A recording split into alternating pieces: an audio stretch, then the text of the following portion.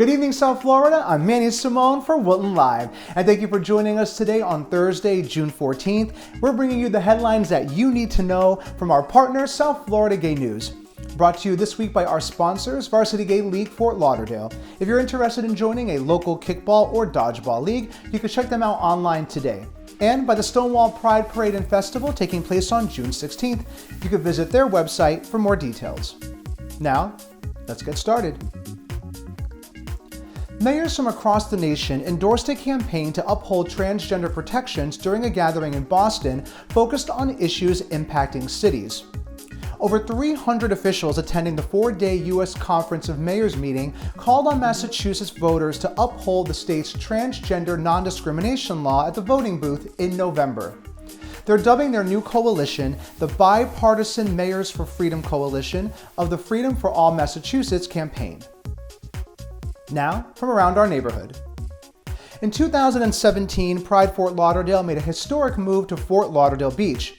The reimagined event was a huge success, but organizers promise the event is not done evolving just yet. They've still got a few surprises in store for the future, including some partnerships in the works that they believe will take the festival to the next level. President of Pride, Mike Martorell, has spent his free time traveling from Pride to Pride, volunteering his time for different festivals, and working on figuring out which formulas would work best for Pride Fort Lauderdale. Now, in national news.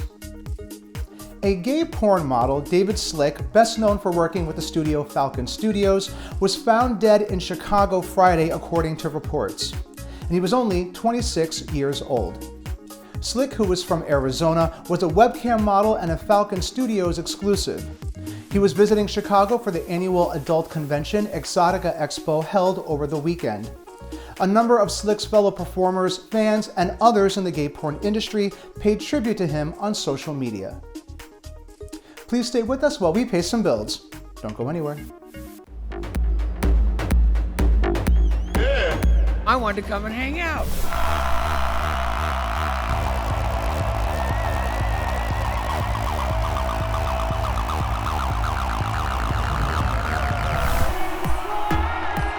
I love it.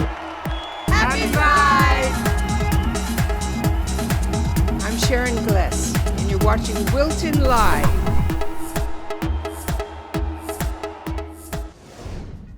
Thanks for staying with us. And now, from around the globe. High-ranking diplomats who implement U.S. foreign policy this week attended Pride Month celebrations. Deputy Secretary of State John Sullivan and U.S. Representative Mark Takano on Tuesday delivered remarks at GLIFAA's annual Pride Month reception at the State Department. Secretary of State Mike Pompeo did not attend the event, but he issued a Pride Month statement on June 1st that said, "The United States joins people around the world in celebrating lesbian, gay, bisexual, transgender, and intersex Pride Month and reaffirms its commitment to protecting and defending the human rights of all, including LGBTQ persons." This week in sports. Brandon Holtby was out celebrating his Stanley Cup victory with the Washington Capitals when things took a pride-colored twist. The goaltender was spotted later with a red pride hat complete with a rainbow logo. Allison Latham was the owner of the hat, which Holtby asked if he could take along with him. Holtby and the Capitals had previously been participants in the Capitol Pride Festival, which was happening around the time of the team's celebrations. In 2016, Holtby had worn a rainbow flag while marching. And finally, from the world of entertainment. At the 72nd Annual Tony Awards, Andrew Garfield took home an award for Best Actor in a Play for the age drama Angels in America. During his moving acceptance speech, he addressed LGBTQ rights and thanked the LGBTQ community. Garfield, 34, said, "At a moment in time where maybe the most important thing that we remember now is the sanctity of the human spirit, it is the profound privilege of my life to play Prior Walter in Angels in America because he represents the purest spirit of humanity and especially that of the LGBTQ community."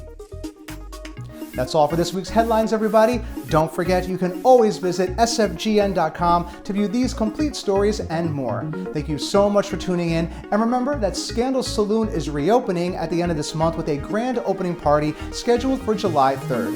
Visit their Facebook page for more details.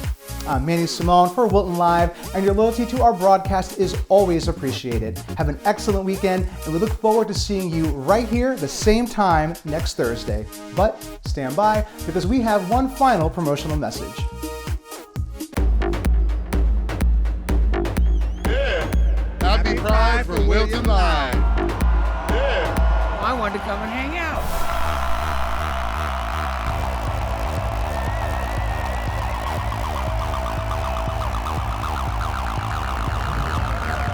We're honoring Stonewall, the history of where we've been. We've come a long way, and we certainly have a lot more to go, but trying to work towards a better tomorrow. Oh, I love it. I love it. Happy Pride! Happy Pride from Wilton Live. I'm Sharon Gless, and you're watching Wilton Live.